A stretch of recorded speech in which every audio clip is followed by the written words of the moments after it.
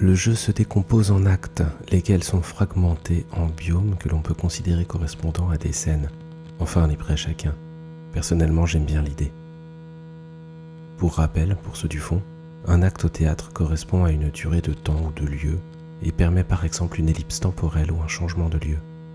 Je trouve ça intéressant par exemple qu'entre les deux premiers actes, 63 ans soient écoulés, au dire de Célène. Le passage d'une scène à l'autre peut correspondre à l'entrée ou à la sortie d'un personnage. Ici, nous allons parler de schéma tertiaire, ou structure en 3 actes, utilisés dans les films et les jeux vidéo.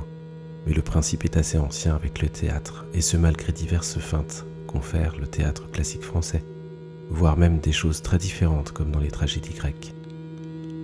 Sydfield, théoricien du cinéma, les définit ainsi. Et là je ne fais que recopier parce que le monsieur s'y connaît un peu. Dans une première partie, l'établissement du thème avec le démarrage de l'intrigue au moment où le protagoniste se découvre un but qu'il va chercher à atteindre. Dans le second acte, la confrontation ou le mi-temps, où un retournement de situation dramatique l'empêche d'atteindre le but. Dans le troisième acte, le protagoniste réussit ou échoue le but fixé et un épilogue montre les conséquences finales. Bon, ça c'est pour les structures narratives du jeu.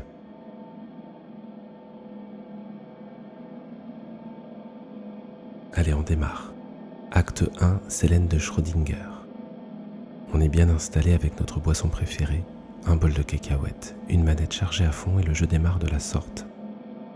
Plan sur les étoiles, on voit notre vaisseau Hélios s'approcher gentiment d'une planète. On voit ensuite notre personnage, Célène, de face, avec son hétérochromie complète. Quand soudain on aperçoit à l'écran un texte écrit sur fond rouge, et donc ça fait peur. L'ordinateur de bord va nous signaler « Approche interdite, identification du signal, ombre blanche ». Du coup, Célène décide de plonger le vaisseau vers la planète parce que... En s'approchant du signal, le vaisseau se prend méchamment un éclair qui va inexorablement précipiter le vaisseau vers sa destination finale, le sol. Noir. À son réveil, Célène dit « Astra, ici Célène, je me suis écrasée sur Atropos. J'ai survécu, mais pas Hélios. » Alors je trouve ça très étonnant de parler de son vaisseau de la sorte, mais passons. On avance, la notification que l'on va voir très souvent si tous les joueurs sont aussi mauvais que moi annonce. Avertissement, abandon d'Hélios. Et Célène le verbalise également histoire de bien appuyer dessus. Enfin, intradiégétiquement, c'est justifié. Elle vient de dire à Astra qu'elle laissait le canal de communication ouvert, donc bon. Ce premier biome n'est vraiment pas accueillant.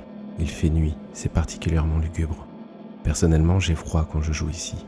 On se rend compte très rapidement qu'il y a des ruines de civilisation extraterrestre. Célène va d'ailleurs employer le mot antique pour en parler. On va rapidement découvrir le cadavre de notre propre personnage et notre première arme du jeu. Célène va dire à Astra qu'elle a découvert le corps d'un éclaireur mais va s'abstenir de dire que c'est elle-même qui gît au sol. Difficile pour l'heure de savoir si elle a peur qu'on la prenne pour une personne qui a perdu ses esprits ou si elle sait au fond d'elle-même ce qu'il se passe ici, je veux dire inconsciemment. On va faire les premières rencontres avec la faune et la flore locale à base de monstres vifs équipés de tentacules, de griffes et de dents acérées et de lumière fluo. C'est hostile. On va mourir et recommencer. Plein de fois. Je ne vais pas faire de description plus poussée que ça, vous avez joué au même jeu que moi. Par contre, je vais commencer à faire des liens entre différents passages du jeu et ça risque de devenir un peu complexe. Mais à chaque fois, j'essaierai de reprendre la chronologie du jeu.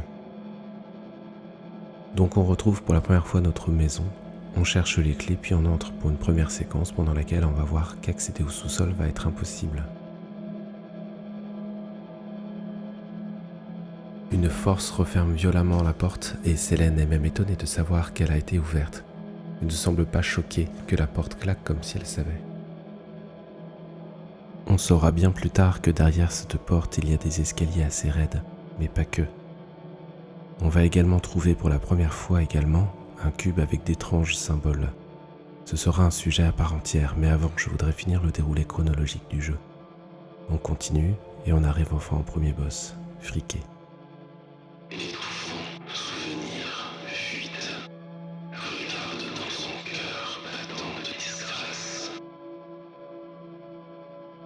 Son nom veut dire l'horreur absolue et il va falloir sauter en contrebas pour le combattre, lui faire face. Xénoglyphe ASTAX003. Notre famille nous a interdit l'accès à la citadelle et a enfermé Friquet et les autres dans les caveaux. Mais cela n'empêchera pas d'envoyer leur signal et de creuser dans nos esprits, transformant nos cauchemars en réalité. Il va falloir combattre ce premier rempart pour excaver la vérité, si douloureuse qu'elle soit, et lui faire face. Une fois battus, nous avons la possibilité de retourner dans la maison pour une nouvelle séquence. On va découvrir que des objets ont été déplacés alors que d'autres non. L'urne funéraire est là, à la place qui était anciennement celle de sa photo en combinaison Astra. J'en déduis que la personne qui y réside était bien plus importante que sa carrière. Cette dernière est d'ailleurs littéralement brisée au sol. On va aborder ce sujet tout de suite grâce à la première lecture d'Icor Orbital Terminal qui nous offre une belle mise en abîme remplie d'analogies fort intéressantes. Dans ce livre, on y parle d'échec. Tali n'a pas été admise à quelque chose et elle semble croire que ce rejet est un genre de provocation, que ce n'est pas légitime. Si on considère que ce que vit Tali s'applique à Selene, alors le personnage que l'on incarne se ment également à elle-même, en se disant « tout va bien ». Elle sait très bien que ça fait des années que quelque chose s'est brisé en elle. Toujours dans le texte, il est question de la porte adjacente qui a été forcée sans ménagement, qu'il s'agit d'une pièce avec un moniteur noir d'Icor bouillonnant, et qu'elle va y plonger ses mains. Intéressant de voir que dans la dimension de Selene, la porte du salon emporte les stigmates, et c'est d'ailleurs dans ce salon que l'enfant va se réfugier en entrant dans la télé dans la séquence numéro 5. Elle passa le premier seuil, me rappelle quelque chose. Accrochez-vous, on va voir la scène 3 fois. Dans l'ordre, on aura Tali dans la dimension du livre, Selene dans la 3e séquence et l'astronaute dans la 5e séquence. La scène semble identique et déjà là, ça me semble justifié de penser que les 3 personnages ne sont qu'une seule et même personne. Et j'irai même plus loin. Tali est une représentation, l'astronaute également. Alors, qu'est-ce qui m'empêche de penser que Selene n'est pas également elle-même une représentation, un avatar? Ce que je pense à ce stade, c'est que ce sont plusieurs représentations émotionnelles d'un même événement.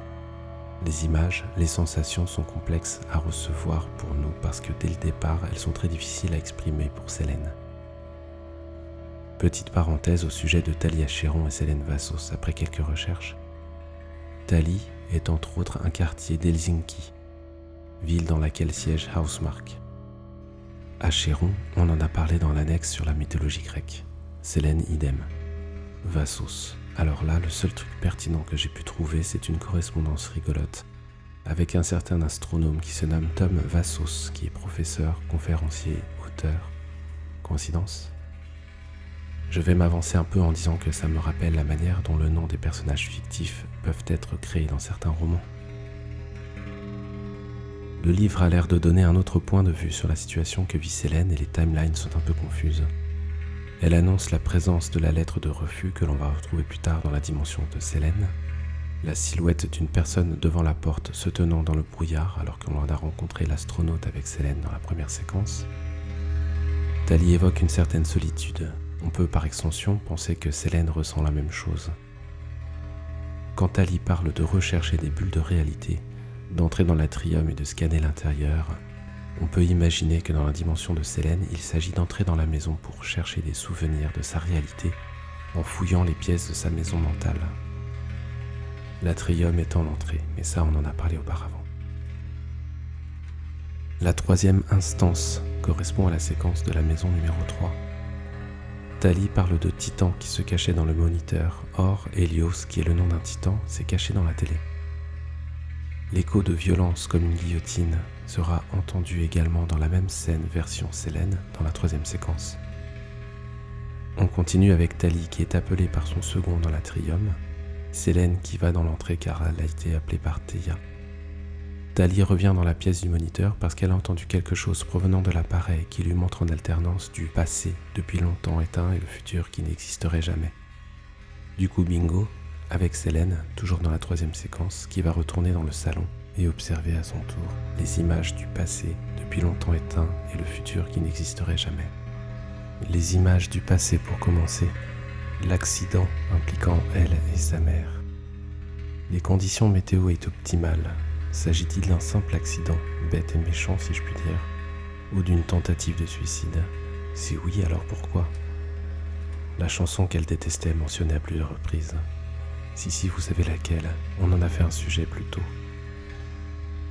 Rappelez-vous de quoi elle traite. Pour moi, il est possible que la mère de Selene espérait rejoindre l'être aimé dans l'au-delà et emmener Selene avec elle. La chanson ne parle pas de suicide, mais peut-être que dans un élan de désespoir. Quoi qu'il en soit, Selene s'en sort indemne, mais sa mère se retrouve en fauteuil roulant. Depuis cet incident, Selene va la voir comme un monstre qui a voulu la tuer. Il y a d'autres trucs à dire, mais avançons un peu. Des images d'un futur qui n'existerait pas. Tali et Selene reçoivent une lettre de refus. En l'occurrence pour Selene, on sait clairement qu'il s'agit d'un rejet pour entrer dans le projet spatial, et donc elle ne vivra jamais ce que vivent les astronautes de la télé. Mais surtout, elle ne vivra pas ce que sa propre mère ne vivra pas. AST AJ024, dette à payer. La femme qui était censée poser le pied sur un autre monde, c'était maman. Je pensais qu'elle serait fière de me voir suivre les traces qu'elle aurait laissées si elle en avait eu l'opportunité. Est-ce pour ça que je suis ici? Pour aller où elle n'a pas pu? Revoir cette maison, j'ai l'impression qu'elle me juge encore. Dans le journal de bord du vaisseau Helios, HLSL00. Cher directeur du recrutement, depuis que j'étudie l'astrophysique, je suis captivé par l'aventure et les possibilités pratiques qu'apporterait une nouvelle ère d'exploration. Avec chaque nouvelle avancée technologique, nous découvrons de nouvelles merveilles qui galvanisent l'imagination de ce monde. J'ai découvert grâce à mes études et à ma carrière post-doctorale que l'univers nous fait tous passer du statut d'observateur passif à celui de participant actif lors de la découverte du possible. Lorsque j'entreprends un nouveau projet, je me pose une question. Comment puis-je repousser les limites de notre pensée actuelle? Cette perspective signifie que les hypothèses que je développe sont toujours formulées en tenant compte des avancées futures. Cette philosophie a guidé avec succès mes travaux du Pacific Science Center jusqu'à aujourd'hui chez JPL. Votre forte propension pour l'aventure m'amène à penser que nous partageons la même passion. La science influe sur la vie qui influe sur la science. Mon plus grand espoir est que cette boucle se survive et s'amplifie en travaillant et grandissant auprès de votre équipe chez Astra. Veuillez agréer à mes salutations distinguées, Selene Vassos. On en reparle en conclusion. Ces images sont douloureuses, à tel point qu'elle n'arrivait pas à dormir paisiblement. Si on applique ça à Selene, on peut se dire que peut-être parmi ces médicaments, il doit y avoir des somnifères ou peut-être des antidépresseurs. On en aperçoit dès la séquence 2 dans l'entrée de la maison et dans la chambre de Selene.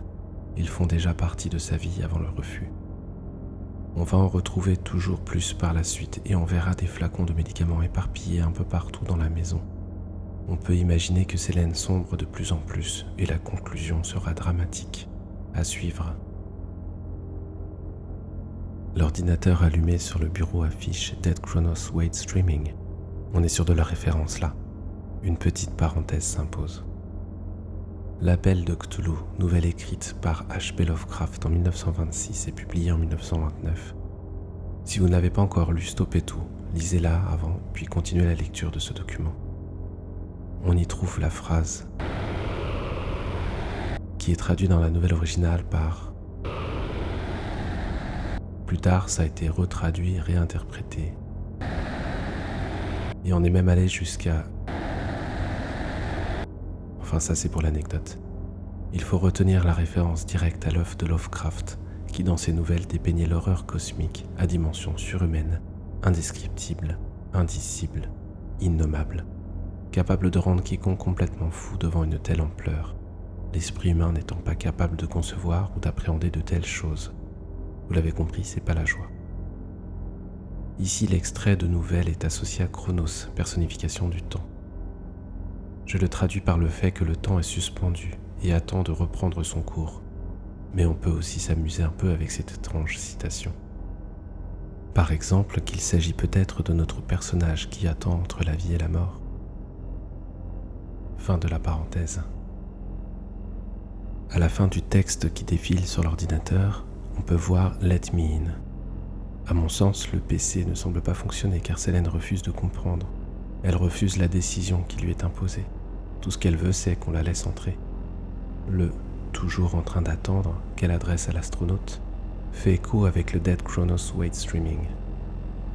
Et là, avec ces quelques petits allers-retours entre les dimensions de Tali et de Célène, mais aussi les différentes lignes temporelles et séquences, on commence déjà à voir un peu flou. Et on n'en est qu'au début du jeu. On va lire enfin ce qui ressemble à un vrai courrier, le verrou mental représenté par un ordinateur défaillant ayant sauté. Cette lecture précède un retour au biome 1. J'espère que vous commencez un peu mieux à comprendre pourquoi j'ai voulu décrire les séquences dans la maison dans une annexe, histoire de raviver les souvenirs. J'ai bien conscience que tout cela peut paraître velu, mais je ne sais pas trop comment organiser tout ça autrement. C'est tellement le bazar et ça me le semble très dense, je vais donc accélérer un peu la cadence. Friquet battu, séquence de vue, on peut alors aborder le biome 2. Gros changement d'ambiance. On sort d'un bâtiment qui personnellement me fait penser à un genre de temple et on se retrouve en plein désert.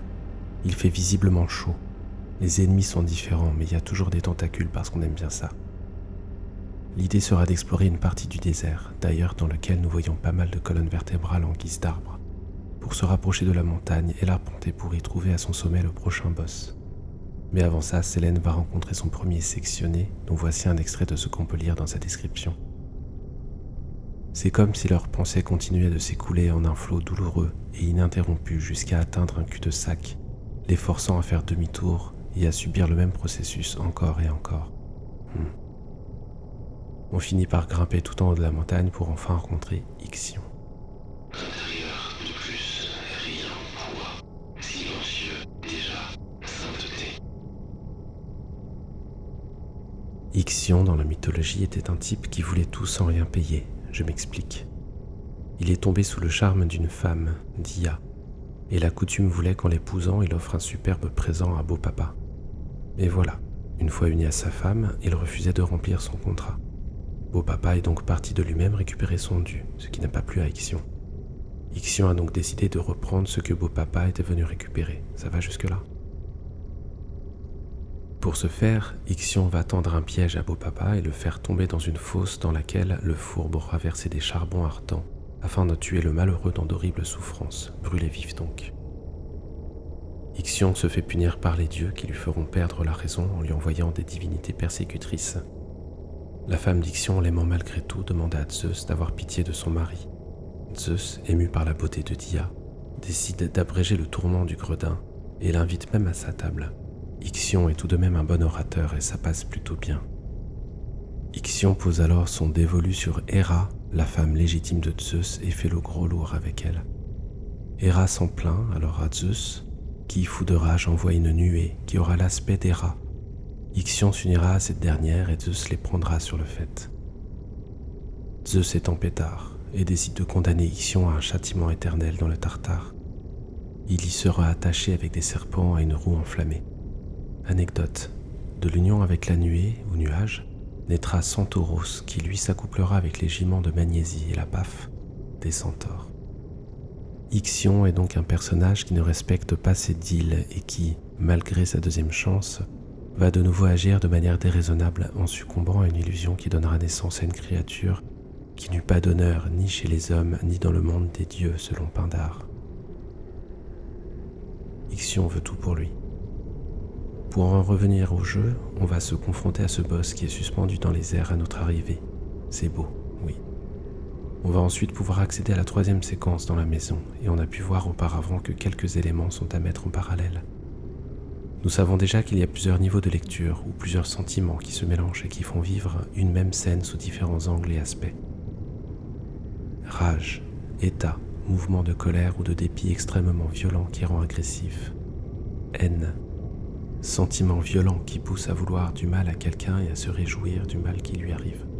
Impuissance, manque de moyens suffisants pour faire quelque chose. Elle ressentait tout cela, mais pas que. Parlons un peu de l'astronaute, histoire de clarifier un peu son rôle. Xénoglyphe ASTAX016. Ombre blanche, ignorant l'inévitable. Cette fois, j'agis sans penser et tends la main vers l'enfant perdu. Ma négligence est la raison de ma présence ici. Les ombres noires vacillantes de ma culpabilité prennent la forme d'un astronaute qui est devenu le placenta cosmique. Tout indique que l'astronaute est une représentation de la culpabilité que ressent Sélène. Ce xénoglyphe en est un puissant exemple. Si l'on part de cette représentation et qu'on accepte le postulat que tout est vu à travers les yeux de Sélène, alors il est assez simple de comprendre pourquoi, par moments, on voit les personnages de l'astronaute et de Sélène se confondre, s'interchanger, comme par exemple dans la scène décrite tantôt avec le personnage de Thalie, puis de Sélène et enfin de l'astronaute, qui vont dans le salon pour plonger les mains dans l'écran ou Igor. Sélène s'en veut tellement qu'elle n'est plus que l'ombre d'elle-même, la culpabilité incarnée sous la forme de l'astronaute, une ombre blanche. Il arrive même que l'astronaute tente de pirater les sous-systèmes du pilotage automatique, selon l'Igor Orbital Terminus dans la séquence 3. Elle se laisse par moments complètement envahir par cette culpabilité et ne devient plus que ce sentiment. Gardons ça en tête, ça va nous servir. Pour en revenir à cette séquence et en particulier au passage où l'on lit la suite des aventures de Thalie, il y a un mélange d'informations qui me semble pas clair en termes de chronologie. Elle, Thalie, dit « Ils sont réduits en cendres. Vous ne le retrouverez pas. Dieu est titan, cendre sur cendre.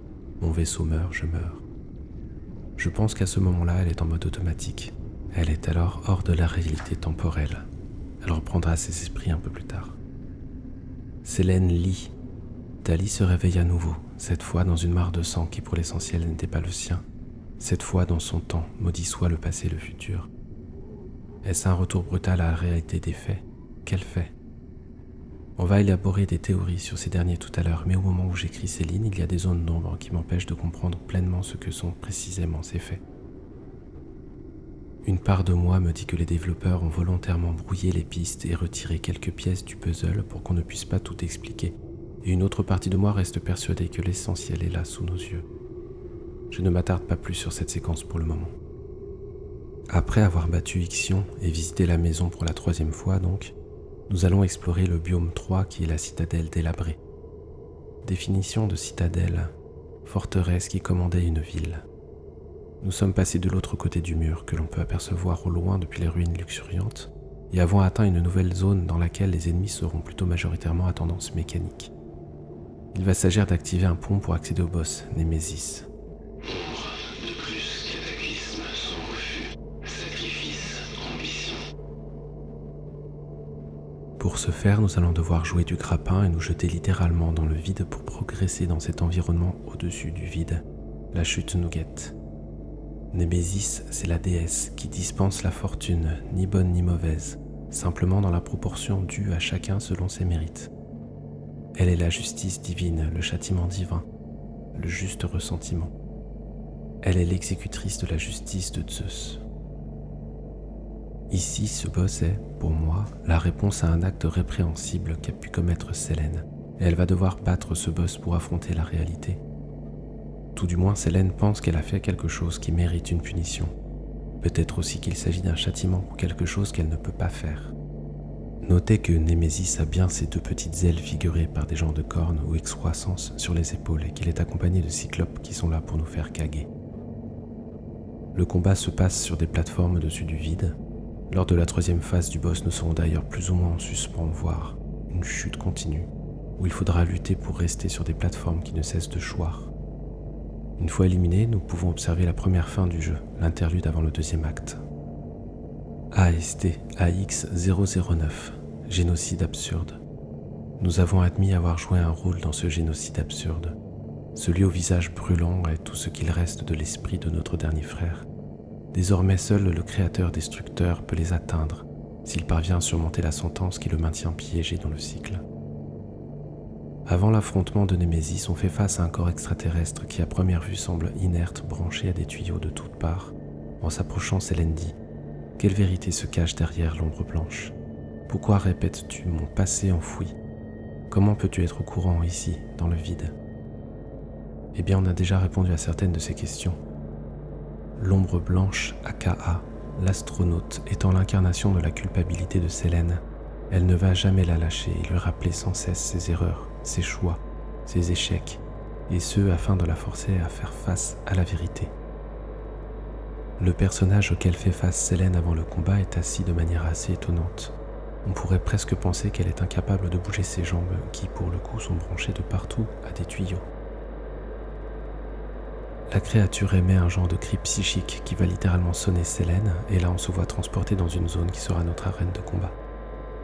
Une fois Némésis achevé, Selene dira « Plus aucun obstacle, je vais enfin trouver une réponse à l'ombre blanche ». Nous allons regarder de plus près et allons voir une série de flashs d'images que nous reverrons de manière plus claire quelques secondes plus tard, après avoir reçu confirmation que notre signal de détresse a bien été reçu par Astra. Voici la séquence de fin accompagnée d'une musique au départ très épurée, quelques notes de piano bourrées de reverb. On voit un vaisseau quitter la planète. Selene est dans le vaisseau et a la tête baissée. Réflexion, soulagement, difficile à dire. Un bulletin spécial au journal télévisé annonce qu'une éclaireuse d'Astra s'échappe d'une planète solitaire. On voit à l'écran la photo de Selene qui pose dans sa combinaison d'éclaireuse avec le drapeau américain en fond, la même que dans la maison. Gros plan sur les yeux de Selene et donc de son hétérochromie. Une femme avance vers une maison à la campagne en caressant les blés avec sa main droite. On peut voir qu'elle porte un bracelet. Cet objet va nous indiquer que le personnage que l'on va voir évoluer dans cette séquence est toujours la même, on la retrouvera donc plusieurs fois. Le blé signifie ici le don de la vie et la résurrection. On voit la main d'une femme toujours avec le bracelet jouant les notes de la chanson des Blue Oyster Cult. On peut aussi voir sur le piano un symbole représentant un soleil avec un H au milieu. On voit ensuite une femme qui va voir le pont de l'accident de voiture comme pour rendre hommage. Une personne offre à cette femme du lilas blanc. Il représente une déclaration d'amour sincère et pure. On voit toujours cette même femme arranger des roses rouges dans un vase. On représente ici l'amour passionnel. Ensuite, on revoit cette femme jouer du piano. Elle utilise cette fois ses deux mains et on peut apercevoir une alliance à l'annulaire gauche. Elle est donc engagée ou mariée. Elle y joue quelque chose de plus complet et complexe, de plus vivant et riche. Le symbole du soleil est toujours bien visible. Ensuite, on voit le masque représentant le soleil accroché au mur en bas des escaliers. Le temps passe en accéléré et finit par passer le masque dans l'ombre. Le petit travelling aide à faire ressentir cette idée de temps qui passe, que les choses sont en mouvement. Puis retour sur le piano avec des mains beaucoup plus vieilles et moins agiles. La femme ne joue que des accords, il y a donc une certaine richesse grâce à l'association de notes, mais nous sommes clairement face à une personne qui a beaucoup moins d'énergie. On peut noter que la musique a intégré un petit trémolo qui donne du relief. Le trémolo fait apparaître et disparaître des notes, et ce en boucle. C'est l'équivalent d'une ligne composée de pointillés, donc de trous. Le symbole du soleil est devenu pratiquement invisible avec l'érosion du temps, la mémoire ou la douleur qui s'efface quelque peu. On a par la suite un plan de la maison vu de l'extérieur de nuit. Seule la lumière du perron et du salon sont allumées. On dirait un phare dans la nuit, puis la lumière du salon s'éteint. Fondu au noir, puis plan sur une tombe ouverte. On voit une personne à droite qui la regarde, on devine une personne à gauche, mais il faut pousser la luminosité à fond pour voir sa main. Plan depuis le cercueil qui s'enfonce, on voit clairement plusieurs silhouettes qui observent l'enterrement. Les silhouettes finissent par partir, puis une arrive ou revient sur la fin. La descente s'accélère et semble interminable, fondue au noir. Notez qu'il n'y a nulle part de passage avec un ou des enfants, pas de berceau ou autre dans cette séquence.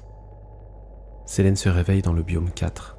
Elle reprend son souffle et dit « Non, c'est impossible, je me suis échappé. J'étais... Hélios, tu es là, toi aussi. Astra, quelqu'un m'entend? Ici, Selene, nous sommes coincés, au fond. Le cycle continue, je suis toujours piégé, c'était pourtant vrai. Mais mon retour sur Terre n'a rien changé.